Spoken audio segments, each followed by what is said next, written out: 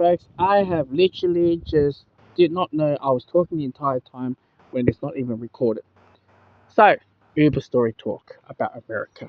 Seattle, I specifically talking about. Seattle, like I said, I don't know, is it a city or it's not a state for sure, based on what I saw here. It's the red mark. That's it. That's Seattle. And she's been telling me it's 2.5 hour drive to Vancouver. It's northwest, close to the border of Canada.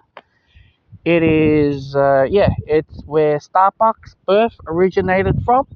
It's a coffee city.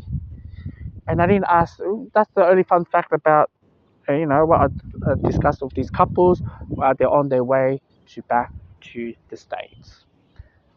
So obviously we started to talk about education. Apparently she's coming from as a PhD level, as coming from the schooling of a public level.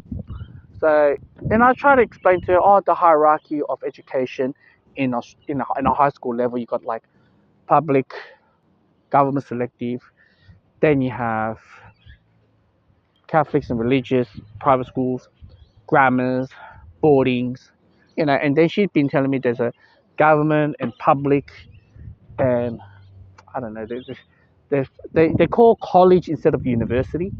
And yeah, that's about it. Oh, they have the special 12 months, like special schooling, just to master your university. And they got trade school as well. So yeah, I'm just, like I said, I don't know. But the more I talked about it, she's been coming across as she finished her PhD, coming to that level, gone to that stage where I'm just there. I'm like, wow, you're coming from a government public level and you got to the PhD level. Man, many Australian public level school, I don't think there's a very few numbers will go to the PhD, unless you're coming from a government, or coming from private, or perhaps grammar or boarding school to go to the PhD level, unless you're an international student. But that's another topic.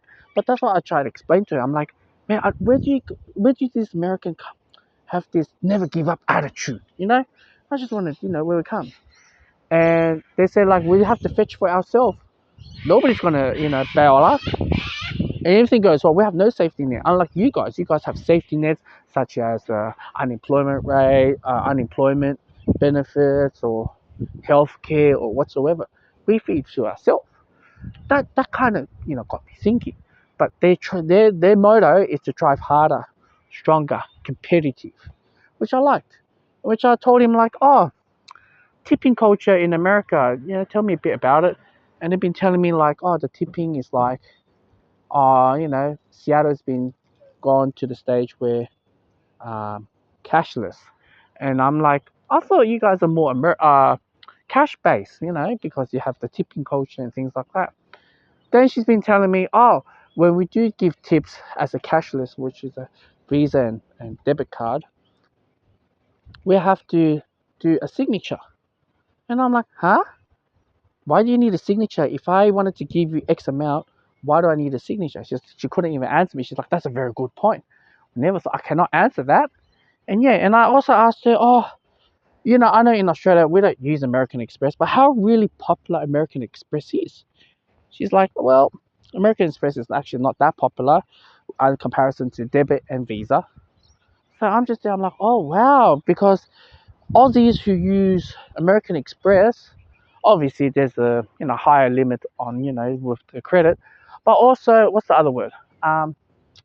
We use it to pay off taxes, and we gain points, But I don't think they see it that way. So yeah, just very interesting, to discuss about it. But yeah, that's about it.